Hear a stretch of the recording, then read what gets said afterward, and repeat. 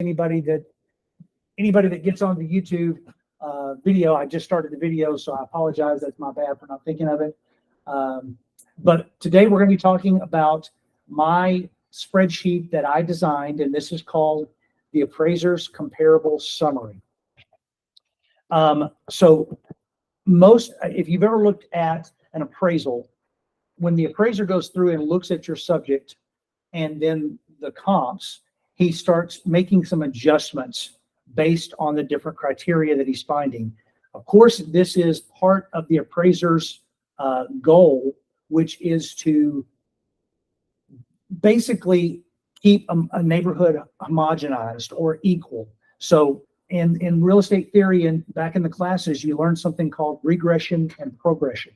And each one of those theories, if a house is smaller, if it's the smallest house in the neighborhood, it's going to get more dollars per square foot than the larger home in the neighborhood. The largest home in the neighborhood is going to get less per square foot so that the neighborhood stays balanced. You've got a high, a low, and then there's this medium or median that runs across the middle. And so everything adjusts to that.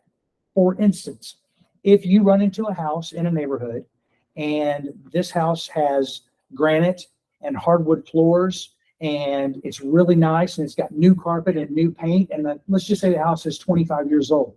Well, the appraiser is going to look at the other comparables in the neighborhood, and he's going to ask the question, do these other houses have granite? Do they have wood floors? Are they updated? Are they in condition 3, 4, 5? What condition are they in? If the comparables don't have hardwood floors, well, then he needs to give an adjustment for that. Now, and there's not a formula for how much that's worth. I have an idea of what an appraiser usually gives because I look at a lot of appraisals. Granite's the same thing. And there's some calculators that you can find out there.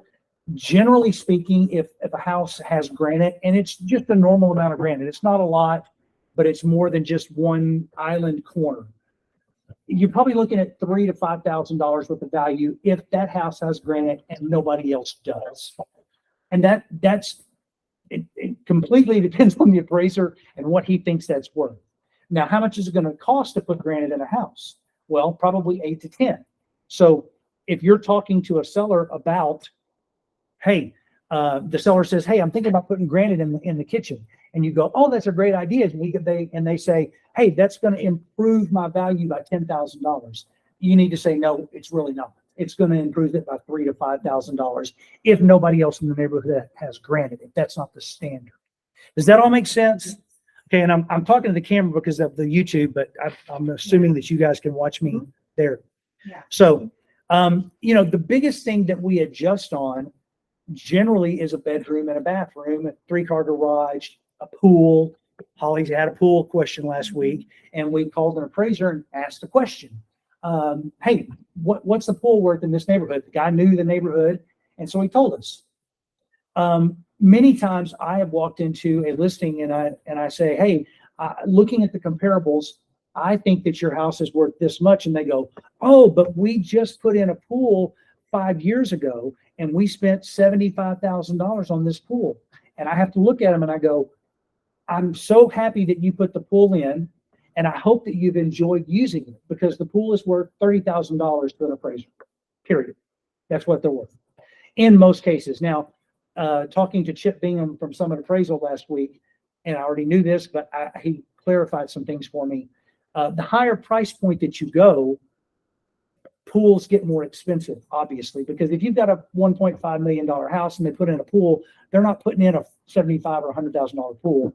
They're putting in a $200,000 or $250,000 pool. So there's more money involved in that. So the higher you go, the more a pool is worth. His general rule of thumb is if it's $1 million to $1.5 million, it's probably worth $50,000 to $60,000, maybe $75,000. Once you get above that, then you can give $100,000, $125,000 in value for a pool. And I'm going to show you how to make those adjustments on my spreadsheet. I was about to say something else. Oh, the bedrooms and bathrooms. So bedrooms generally are worth $5,000 if you're doing some adjusting. But you've got to ask yourself the question, am I working in a neighborhood where a 3-bedroom property and a 4-bedroom property are all going to be sold a lot. If that's the case, well, then there may not be an adjustment for a 3 to a 4. There may not be an adjustment for a 2-bedroom or 2-bathroom to a 2.5. But now you tell me, is there a big difference between a 2-bedroom house, 2-1, and a 3-2? Really? So, Absolutely. Because a 2-bedroom house, you're talking about a specific buyer. A 3-2 and a 4-2 is a family. So that's going to be more homogeneous. Right. Make sense? Mhm. Okay, I'm not telling you anything you don't know and you haven't heard. I'm just explaining how I go about this. Any questions so far? Mina, Ashley, Samuel, Maria, Tanner, all good? Okay. So let me present my screen here, and I'm going to show you I'm going to show you my process. Now, please understand, I do this very quickly. And so to me and my brain, it makes a lot of sense. So I'm going to try to slow it down so you can see the steps that I do. And I'm still not going to take a whole lot of your time. Cody out in Parker County, the last time I did this back last fall, he wanted this spreadsheet. So I sent it to him and he goes, I need a class. So he came up here and I spent 30 minutes explaining how this works. So let me present this real quick. Brian, while you're doing that, I'm going to chime in a couple of things. Obviously, Brian talked about this is more of an art than a science, and he's getting ready. That's the huge caveat here, because what you're getting ready to see is an overwhelming spreadsheet. Like, it's incredible.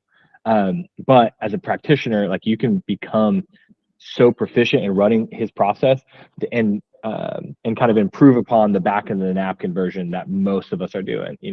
Thinking about adding 5, 10K round numbers here and there, and not really getting quite as granular. So for those of you that are like kind of either new to this or feeling a little bit like this is going to be one of your first or second passes at really deep diving comping, just note, like, there's a back of the napkin version that we can work through that will distill a lot of these principles up. But like, once you have this foundation that Brian's going to go through, the rest gets so much significantly easier just once you can get that mindset of an appraiser. So there's my caveat while you start presenting, Brian. Very good. Thank you very much. All right. Let me see a window, and I want to present this. And man, I hate casting. It takes forever. Okay. So this is my Excel spreadsheet that I designed many years ago. Can everybody see it okay? Tanner, can you see it? Okay. So the first thing that I do, and I'm going to actually work on the spreadsheet down here so you guys can see my work. The very first thing that I do is I go and I pull a list of comparables. Now, the list of comparables is generally, how can I do this where I show multiple times at one thing? Good morning. I didn't realize you were watching what I did so close. Yeah, always. Well, I tell you what I want to do. I'm actually going to back up just a smidge bit. I'm going to present a different, I can't find my mouse, guys. Sorry. There it is. Man, casting is just awful.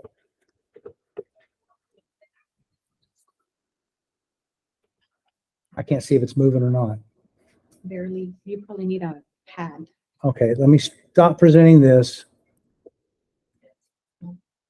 All right, and then we present a window, and I want to present this.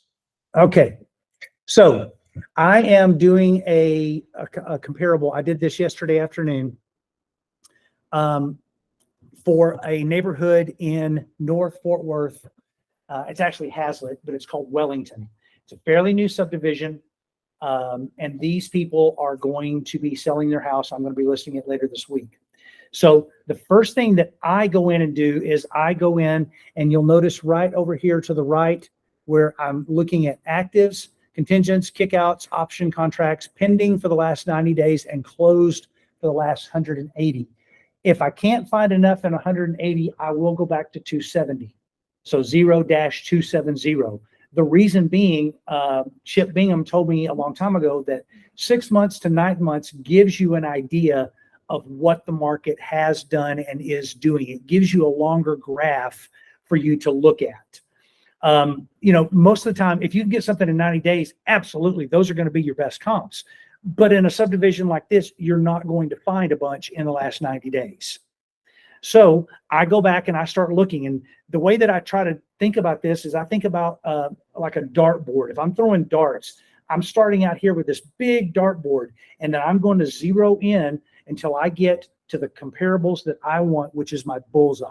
And that tells me exactly what I need to know very quickly. So you can see the price point that I've generated somewhere between 400 and 460. Now, the first thing, even before I go pull comps, I go look at Zillow's value, because they're going to be looking at Zillow's value. They're going to know. Then I go over to RPR, the National Association of Realtors Property Resource, and I look at their value and make sure that they have the right information, get those two numbers, and those numbers go back onto that first spreadsheet I showed you called the CMA. And I'll show you where those are in just a minute. But that gives me at least a range of where my brain should be thinking. So I'm looking between 400 and 460. I went and I pulled the last time that they bought the property 2 years ago to see what price point they bought at. They bought it at 420. Okay, so I can make some assumptions based on that 420. They probably owe between 380 and 400 if they paid 420 because they put so much money down. They paid a little bit off in mortgage. That gives me at least a starting point of those numbers. Everybody with me? Lots of head shaking. Okay, good. So then I'm going to go down, and I have pulled the square footage on this property, and it's 2,373 square foot, something like that. You'll notice in my square footage, I've gone down here, if I can get my mouse to cooperate, right in here, 1,900 to 2,700 square foot. That's plus or minus 15%-ish, okay? That gives me 15% below, 15% above, and then it was built in 2021. So since it is so new, now this thing is a sliding scale. If it's been built in the last 5 years, you're probably looking at plus or minus 3 years of build time for a comparable. If it was built 8 years ago, 10 years ago, then you can go back and go plus or minus 5 years of build time. If you go back to the 90s, for instance, you might go full 10 years plus or minus. But then there's that 1978 number that we're all familiar with, because that's when the lead-based paint addendum started. Everybody with me? Okay, so once you get back to that, you're also talking about aluminum wiring, possible, depending on the neighborhood. You're also talking about Federal Pacific breaker boxes, things that are illegal now that you can't have in a house. Those are things that you must consider in your value. But once you get back past that, then you might say, let's just say you found one of the old houses over here in Fort Worth that was built in 47 or 52. I might look at everything from 1970 back. I might say 1970 minus in my years built, because that tells me, that way I can look at everything and then I can whittle it down. Again, starting with the big target, whittle it down. With me? Yeah. Make sense? Can you, just because I'm typing, because I do this, I'm doing this for our too. 3 to 5 years on newer builds. 3 years on newer builds. And then. And remember that you cannot, well, depends on the appraiser, Yeah. but as a general rule, new construction that is 6 months old cannot compare to a brand new build. Yeah, yes. That's why I usually back that building Mhm. and go negative. If something was built in 21, I'm going to look at houses that were built in 22, but I'm not going to look at new construction from the builder. But we can look at 2019. Absolutely. Okay. Absolutely. So 2018, so this house was built in 21, so I'm going from 2018 plus. Yep. So I'm considering the new builds at this point, but there's no new builds in this neighborhood. Okay, so what if there's not enough? Then you have to renegotiate yourself, because then you start thinking about, see, I went with the map search a half a mile of that address. Okay. So if you don't find enough there, then you need to widen that search. Go a mile, go 2 miles. And And then so now then you have to go back into the pictures and the details of the property and see what are the differences. Well, not at this point. You're still trying to fit, what you need to do is you need to find 6 to 12, 15 houses, 15 comparables. So you're watching that bottom number right down there, that number 9. Right there, there's my 9 matches. Okay. For me, that not 6 to 9 is a perfect number. I don't want more than 9. I don't want less than 6. But are you going to run into a situation where you have less than 6? Absolutely. Okay. Absolutely. But at that point, you've got to make a decision. Do I use the 4 comps I found, or do I go and I change my search criteria and find something else? Do you need to go out instead of 1,900 to 2,700 square foot? Do I go 18 to 28? Do I go back to 2017 and see if there's a house that was built at the end of 2017 that is a comparable? Adjustments, small adjustments. Serve the neighborhood, but, you have builders that are gonna build 1,800 square foot houses and their next step's gonna be 2,100. Not, So you're not gonna have, you wouldn't have any data in between. there, it's very possible. So you have to make some educated guesses when you're starting this first target. So this is what I came up with, and I'm going to, I think I can do this. And there is my comparables. Now at this point, what I do is I do a small little trick that works for my spreadsheet, because I designed this spreadsheet based on what MLS provides to me. I click all of them, and then I go down here to where it says stats. And I go to a tabular version of this, and it gives me this. I take each one of these, and I'm going to actually do it so you can see what I do. I'm going to take and I'm going to copy. I'm doing this, and then I'm going to hit copy. Then I would go over to my spreadsheet, and on that top thing, I click and paste it directly into that. Then I do it for pending, then I do it for closed. So now I'm going to jump back out of this. And what I do at this point is I print this to a PDF, and I use the agent single line, and then I go to agent full and use just the listing. I don't want the pictures at this point, but I print this into a PDF that I save on my computer. Reason being, when I go to do my adjustments, I have it open on another screen where I can scroll through quickly and get all of the data that's going to go on my spreadsheet right off of there, as opposed to going listing by listing on the MLS and having to drop down and do all this kind of work. That's why you have so many auditors. They get 4. At home, I bought a new one that's 48 inches wide, so I can run 4 PDFs side by side. Then I have this machine, and then I have a Windows machine, and then I have 2 other screens that I can pop in if I need to. Because when I'm listing, I want as much real estate as I can get, because I'm looking at a lot of things at one time. It takes me about 2.5 hours to pull all this off. So that's where I would actually print it to a PDF from there. Now, I'm going to stop presenting this, and I'm going to go back to my spreadsheet, and I'm going to hopefully, if I can get the machine to work. So there, stop presenting, and then I'm going to present back to the spreadsheet. That was a window here, share. Okay, back here. This is actually not the one I wanted to show you. This is my template, so that's fine. Let me go here. Hang on a second. I'm actually going to do, I'm going to go back to the one. Give me just a second. I'm going to present something real quick. Here. Because I want you guys to see the actual one that I did. So this one is going to come up, and let me pull this back down here. I thought I had this set up right, and I apologize that I don't. Bad Brian. Okay.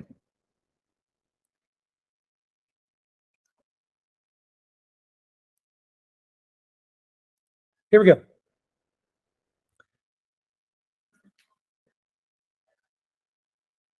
And now I need to go back down here, and I'll go back here. Okay. So this is that house that we were just looking at. There is the one active the 1 pending, and the 5 sold listings. Now, this particular sheet just gives my people a basic rundown of what they're about to see. You'll look over here to the right. I have put in the RPR value and the Zillow value. So it tells me somewhere between 428 and 442, this house is going to be priced. Now, of course, we don't put any stock in the Zillow value whatsoever. I actually put more stock in the RPR value as a general rule. If they have the correct information, then I do the Zillow value.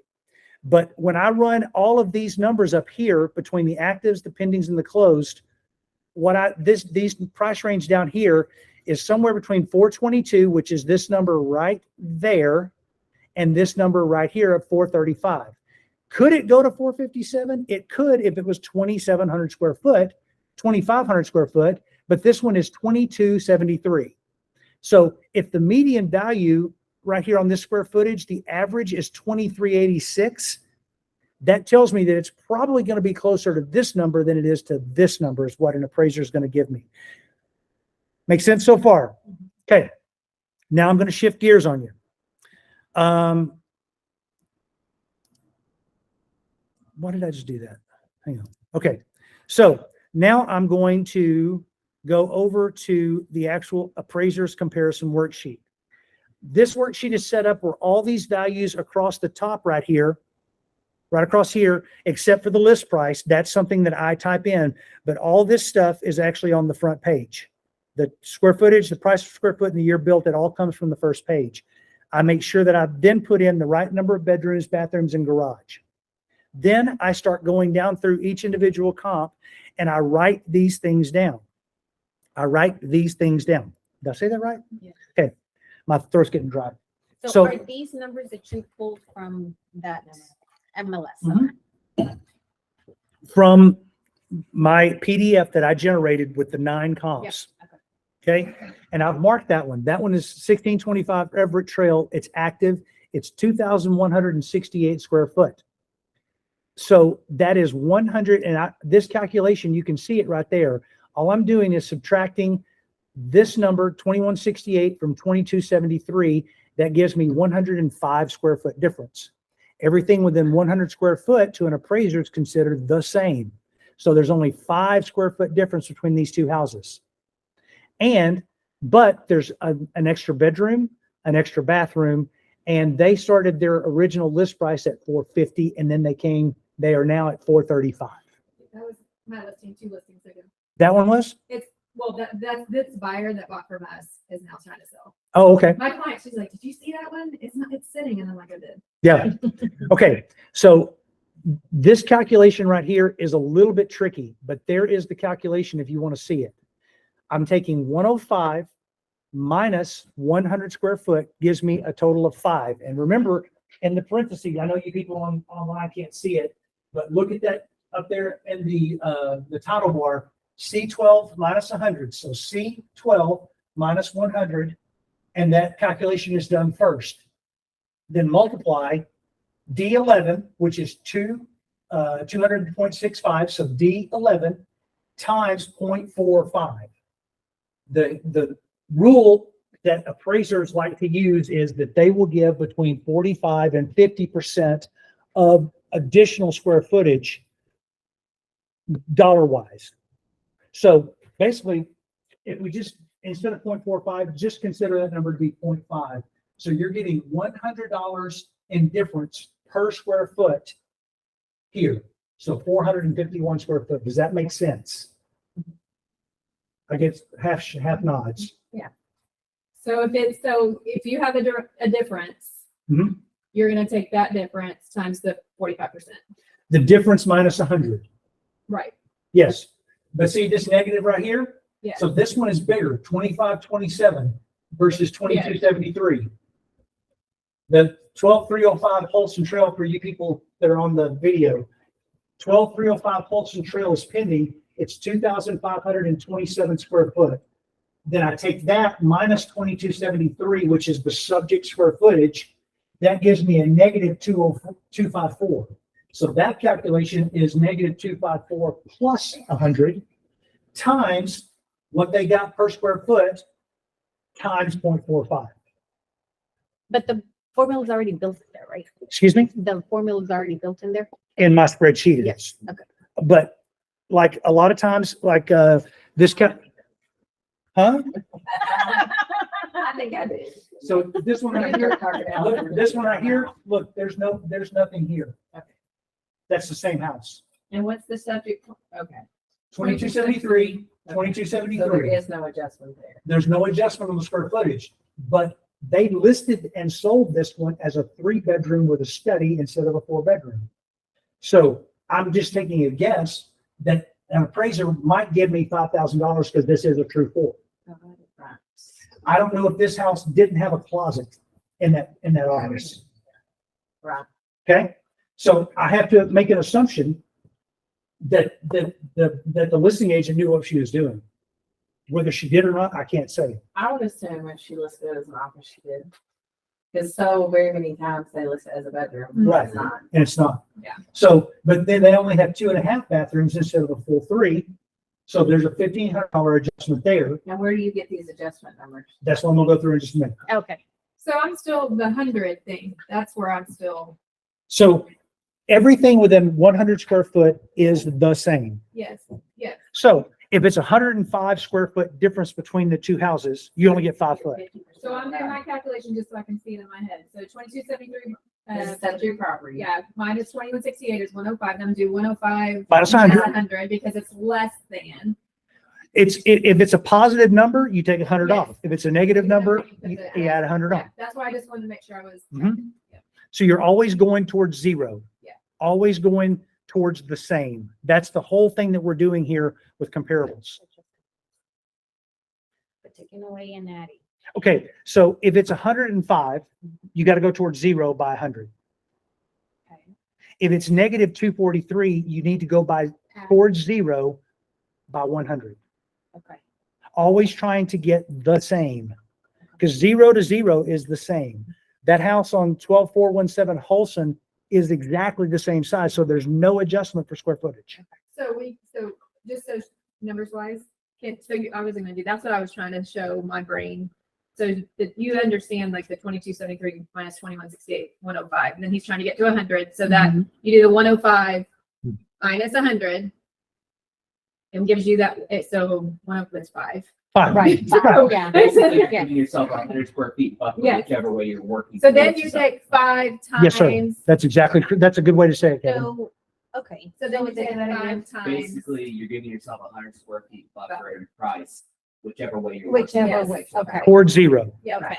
And so then you're gonna take the 5 times. I was just trying to show her the formula since it's doing Yeah. it for us. So I was just showing her on the calculator. And then 5 times 50% of $200. I use 0.45 because I'm using a calculator to do it. So if you take 5 times 0.45, it's 225. 5 times, 200 times 0.45 Yes. 90, times 5. yes. So that's your original And that's gonna be your 100 minus adjustment. 105, Okay. and that's your adjustment. 450-ish. Yeah. Goes back in afterwards. I know. That's why I wanted to, I have to show my brain this way too, because the formula does it for you, and so I wanted to run through. Absolutely. You need to understand it. Yeah. How that calculation works. Yeah. So now, then if we're going to stay on 1625 Everett Trail, and it's only 2 years difference. If you get a house and you've gone out a little ways, let's just say that you have to have a house that was 10 years, and let's just say that it was built in 2011. Okay. So in that case, I would say probably, let me see if I can make this work with my mouth and my brain. If the house was built in 2021, my subject, if my comparable was 2011, that's 10 years difference. So I'm assuming that everything within 3 years of build time is probably the same thing. So I'm going to say 2021 minus 3 years is 2018. So then I've got to account for the 2018 to 2011. There has to be an adjustment there. How much is it? Maybe $500 a year, $750 a year. I wouldn't go 1,000. I think that's too much. I think a $7,000 adjustment is way too much. But could I see a $3,500 adjustment? for 7 years, yeah, I can see that. And I think that that argument can be made to an appraiser. Does that make sense? Yeah, okay. So let's move to the bedrooms. So looking at the top line on our subject, we have a 4-bedroom. They have a 3-bedroom. That is a $5,000 adjustment. Now, this number, if the subject is a 4, the comparable is a 3, then you have to add another bedroom to the comparable to make it the subject. Can you do that regardless of adding 4 square footage? Sometimes I always do, because working both of those numbers usually gets you pretty close to what an appraiser is going to give you for that. Since I started using this and showing it to appraisers, I haven't missed an appraisal one time, because I give them their work. Yeah. I send it to them and I say, here's my summary. This is how I adjusted. This is how we came up with the list price. Here's your comps. I'm not trying to do your job. I just want to give you what we got. So you do that, when you're listing, you give that to the appraiser? I emailed it to him day before yesterday on my house out in, on Denver City. Some take that well, some don't. I always say, hey, I just want you to see the work that I did on this property. Here's my numbers. Here's my comps. Here's my adjustments. I'm not trying to do your job. This is just for your information. And every one of them has always said, thank you for the information. And it's kind of like when they ask for you to do the Tidewater initiative. The DA loans. I don't know that. Well, I guess I'm the only lucky one that's ever got to do that, but like the Tidewater initiative is basically where you go in, like this appraiser wouldn't give me value. Oh, He just told me, here's what I want from you, here's why I want data. So I went in there and basically did all of this to prove value. Okay. But supposedly, I don't know, I never heard of it before. I mean, it was like a year or two ago and they were making Tidewater initiative. if And they, I thought it was a secret operation. We had a military. That's He was awesome. like, no, this is what I need from you. And I was like, okay. Okay. So I'm just before I- joining and catching in on the end of that conversation. So Tidewater is a VA appraisal when it's coming in low. I don't know why they call it Tidewater. Yeah. Okay. Very- So, Thank you for that, Sheree. yep. Okay. So I'm gonna just quickly go to the garage, because that's an easier adjustment than what the bathrooms is. So a garage, if I've got a 2, subject has a 2, comparable has a 3, I gotta subtract money from the comparable. Generally, $7,500 to $10,000 is what you would adjust for that, For a 2 to 3. for a 3 to a 2. So if my comp has a 3 and my subject has a 2, I'm going to take $10,000 away from the comp. 7,500 to 10,000. It depends on the neighborhood. If a lot of houses have 3s, then it's going to be 7, maybe 5,000. But if you're getting in a neighborhood where there's only like Creekwood over by you, there's 3-car garages up there, but there's probably only 20 in the whole neighborhood. So if you've got a 3, that's worth $10,000. But if there's 70 of them, if there's 70 houses that have 3-car garages, they're probably worth 5. Make sense? yeah. Okay, By demand. by demand. Okay. Okay, so now let's go to bathrooms, because this is where it gets a little tricky and you just have to use your best judgment. Generally speaking, a full bathroom is worth $2,500. A full bathroom, well, what we call a full bathroom in Texas, they don't call that a full bathroom in other parts of the country. They call it a 3/4 bathroom, which has a toilet, Shower. a shower, Toilet, and sink. shower, toilet, sink. That's a full here. That's a full here. But if you have a tub, that's a full in other places. Tub, shower, toilet, sink. What about the combo? We're not going to talk about that. Just ask him. Okay. Now, so if a full bathroom is worth basically $2,500, what is a half bathroom worth? That's a good guess. And I think that's a fair guess.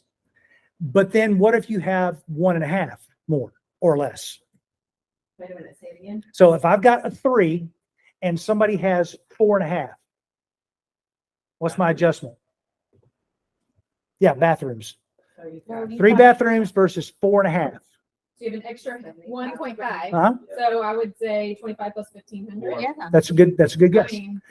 This is where the art comes in more than the science. Okay? Because you've got to be a little creative with the way that you do this. And as long as you do it every time, then you're probably going to be okay.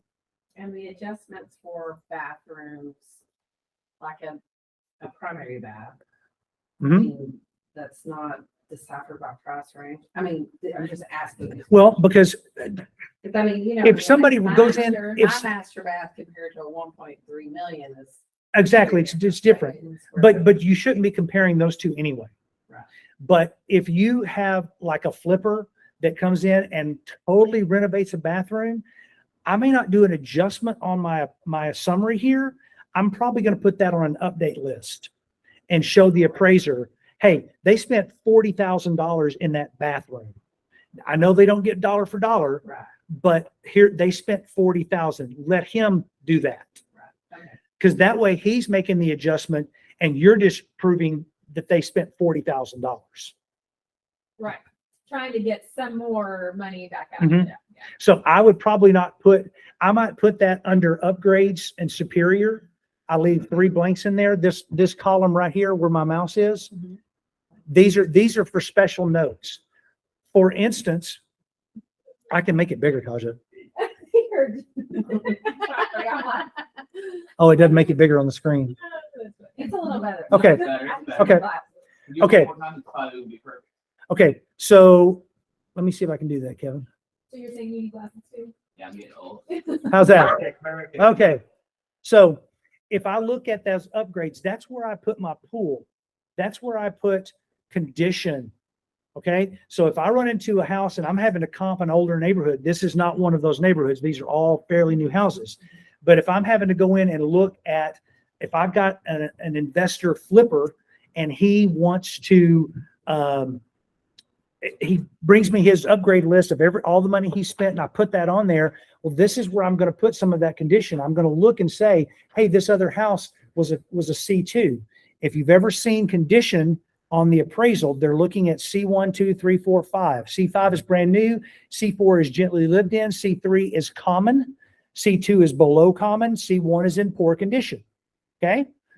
So if you look at those pictures on MLS and you see a C2 and yours is a C3 or a C4, there has to be an adjustment made for that condition. That's where I'm going to put it. I'm going to put, for instance, if this house was C3 in decent shape, but my comparable, they just spent $75,000 on a remodel. And it's got all new stuff. I'm going to put some money in there for that other house, that comparable. And I'm going to take that money off of them to make it my house. How do you do that one?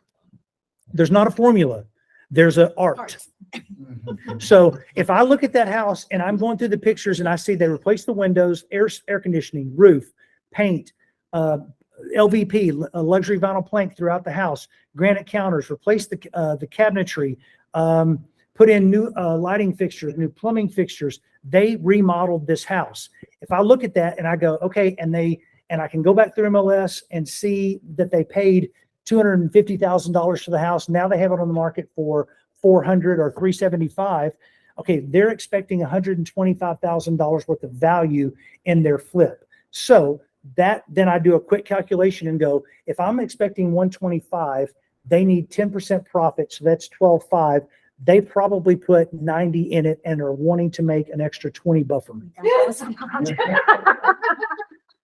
We're gonna talk about this. I'm gonna do it one more time. Okay, wait, let me type while you're doing that. Hold on. Well, it's on the recording. All of this is in YouTube, I right? know, but- This will all be, I'm recording this meeting, so this will all be on YouTube. Okay, great. But if this house has $125,000 and over, if their list price is 125 over what they paid for it, Okay. I'm assuming that they want 10 to 20% in profit. So if 125 is their number, what's 20% of that? $25,000? Yes, 125. Right. Okay, that's 12.5 times 2 is $25,000. Okay, that's their profit margin. So now we're talking about 100,000. And I know investors, like you guys know investors, and they're always looking for an extra 20 when they can get it. So they probably have 75 to 85, $90,000 that they put into it. So I'm going to take that number and I'm going to go, okay. So they put $75,000 in it. How much is that really, really worth to a buyer, to an appraiser? Probably $55,000, $60,000. And if that is the difference, then I'll put an adjustment right there for negative $55,000 because of condition.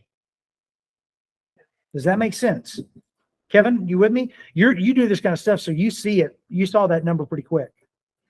Kevin was giving me the head nod on the first go through. So you're saying if they spend $100K on a flip, like from what you see, what they bought it for versus what they sell for, they're gonna get about 55K for those Well, I mean, ish. okay, so the national figures, if you go to some of those remodeling magazines, if you do a kitchen remodel, you can expect 65 cents on the dollar. If you do a full bathroom remodel, you can expect 55 cents on the dollar. If you do paint and flooring, you can expect 50 cents on the dollar. Just go look at those numbers because they vary year to year. But if you just get a general idea so that you can pull numbers quickly, it is. You know, where, I mean, like if you build a casita or something like Yeah. that, they're generally gonna get about 60% of what you voted. Okay, so it's the same thing as you go through all of that information. You're going to put all that into the special upgrades and superior. If they've got a pool, if the comparable has a pool, and it's in what's everybody's favorite neighborhood? Just say marriage. I'm sorry, Tanglewood. Tanglewood. Okay, so in Tanglewood, it's probably worth $40,000 to $50,000, depending on the upgrade that they did on the pool. So if it's a round, in-ground gunite pool and has a diving board in Tanglewood, that starts off at about $30,000. But it's in Tanglewood, so they're not going to do that. They're going to do something more. There's going to be a cool deck. Is there a pergola that goes with it? Is there a built-in kitchen? Okay, well, those things are worth money. $10,000, that's fair. Okay. So then what would be like the bluffs? The Bluffs in which one? Heritage. In Heritage? You're probably talking about more of a $45,000 to $55,000 pool over there because they're going to build a little bit nicer pool than what they're going to build in Summerfields. So do you have, I mean, I guess that would be a question I have because like Parker County, for example, Different. very customary to have your 1 acre, 2,300 to 3,500 square foot house. And then people are going to, I mean, not talking about shop sponsoring work, but like a lot of clients that I deal with those type of properties, they build a backyard oasis. Yeah. I mean, and that's my advice is like, I wouldn't just put a pool out there with 3 feet around it. I would build, because that's where you're gonna get your value. So how do you adjust? Because like my house, for example, like I have a fire pit, a hot tub, Okay. a basketball But court. now I'm going to stop you right there because you just told me that a lot of people out there have the backyard oasis. Those are your comps. Yeah. So if your house doesn't have that, well, then you need to take off. Then you're $60,000 less because you don't have an oasis. What's the standard for the So area? like for me, I would adjust up because like a lot of people in my neighborhood don't have it. Well, There may be like out of 20 houses, there may be like 4 of us that. okay, well, that's a lot out of 20 houses. Yeah. That's a lot. Yeah. That's 20%. Yeah. So that doesn't, That's not, okay. so Yeah, I'm just asking. yeah, Because I absolutely. feel like it's very hit or miss out there. I mean, because I can jump, you know, to the next neighborhood, or like if you jump from my neighborhoods and you jump across the farm to market. But how many houses are sold in your neighborhood? Oh, since I lived there in 8 years. No, in the last 180 days. That, One. that's your comp. So if they have an oasis or they don't have an oasis, you have to look and see what your comps are. So you're not looking at every single house. You're only, all you can compare There's is, not a lot of movement in all of those. There's Understood. like 4 or 5, I would say, main neighborhoods that all have similar heuristics.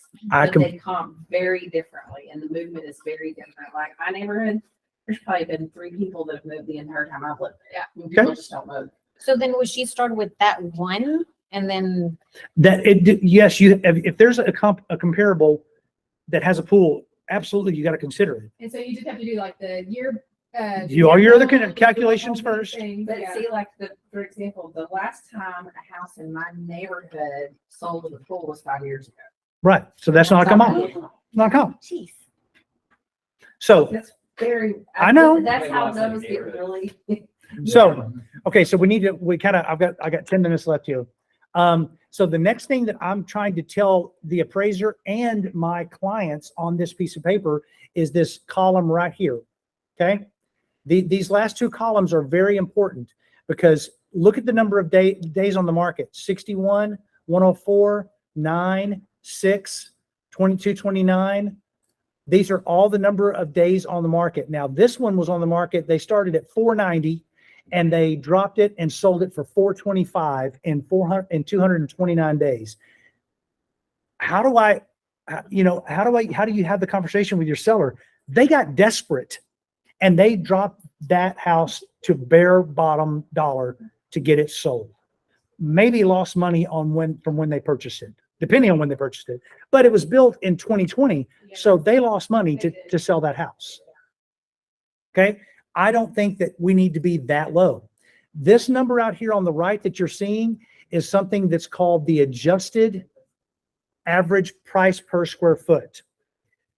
This calculation helps me because I'm looking at this bottom number, this 188.17 right here. This tells me what, after I did all of these adjustments, and pardon me, people on the internet, I'm going to walk up here for the people here. Oh, I guess I can do it on my mouse. That'd be better.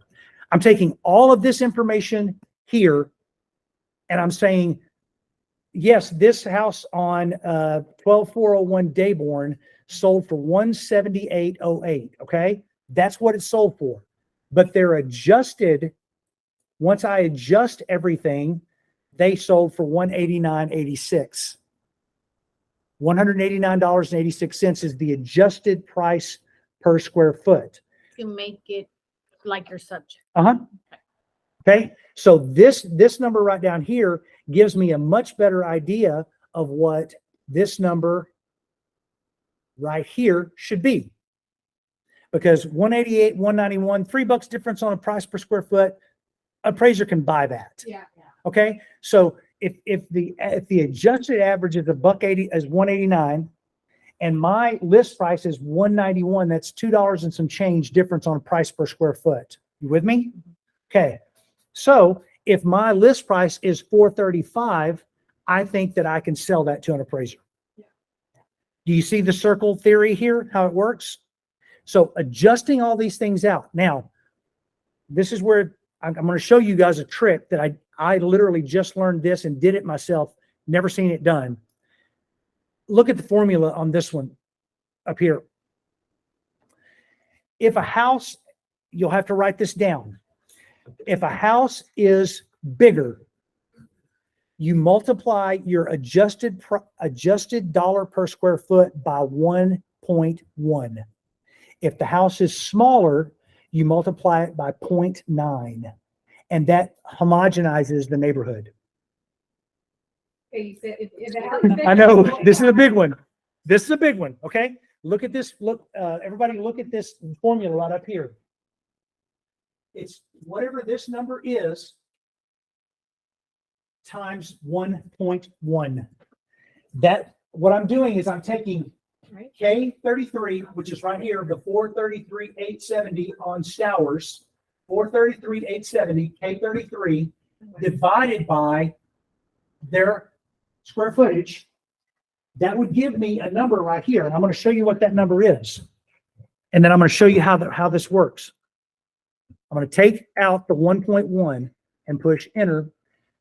Their adjusted price per square foot is actually 172.72. Do you see that? Okay. But when I go back to this formula and I homogenize the neighborhood, because this house is bigger, 2,500 versus my 2,200. Okay. I'm going to homogenize, even though I've done all of my adjustments, I'm going to get real precise with my number. I'm going to go back to the formula and I'm going to multiply the entire calculation by 1.1. And what's that price per square foot? Jump to 189, which is $2 off of where my price per square foot is at 435.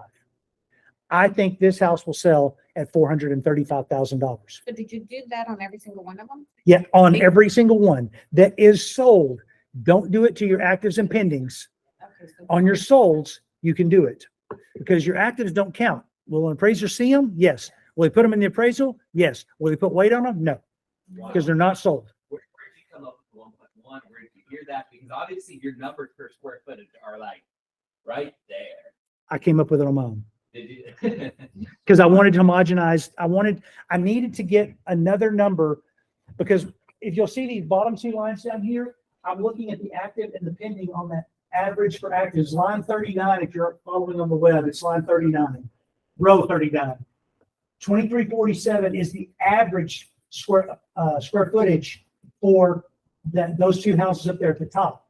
But the average for the solds is 2386. Pretty close, so no big deal. Occasionally you'll get a bigger number, but then look at here, it's $5 difference. So you can count on the actives listing for $5 a square foot more than what they sold for.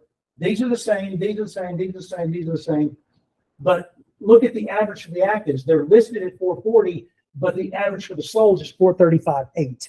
So I proved my 435 price point 3 times on this piece of paper. Do you see it? I proved it. Best list price here on cell J40.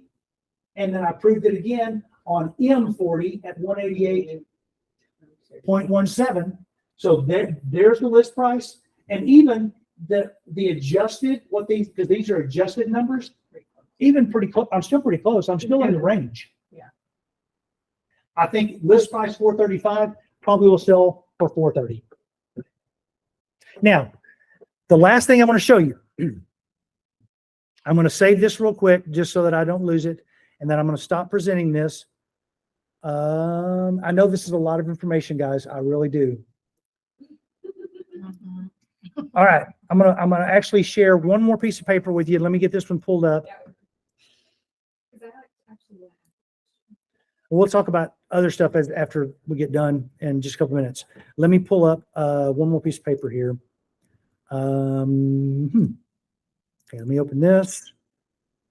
And then let me present that. Using the fish finder on showing time. I like showing time. I don't like Broker Bay. Do what? I like showing time, but not Broker Bay. I understand that. It's just showing time is going to cost money soon. Although some of mine don't even show on showing time anymore. Because I don't know, since they're not using showing times for their showing, so it's not pulling that. Yeah.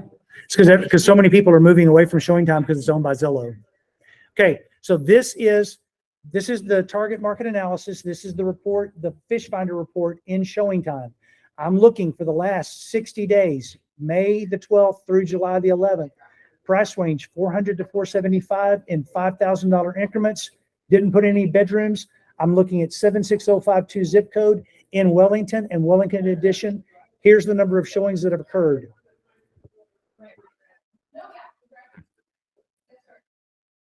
Probably only It's got like 3 Animal houses. Crossing. Actually, no, there's 5. 5? Yeah, you're right. So I proved it 4 ways. Does that make sense? Yeah, absolutely. So once you go through and see all that, I mean, look at the number of showings that have occurred there. Okay, so 18 showings at 420 to 425. I know that I'm above that because they paid 420 for it 2 years ago. So I have to determine how much that is. Well, it probably could have appraised for a little bit more than what I'm going to list it for, but is it going to sell for that?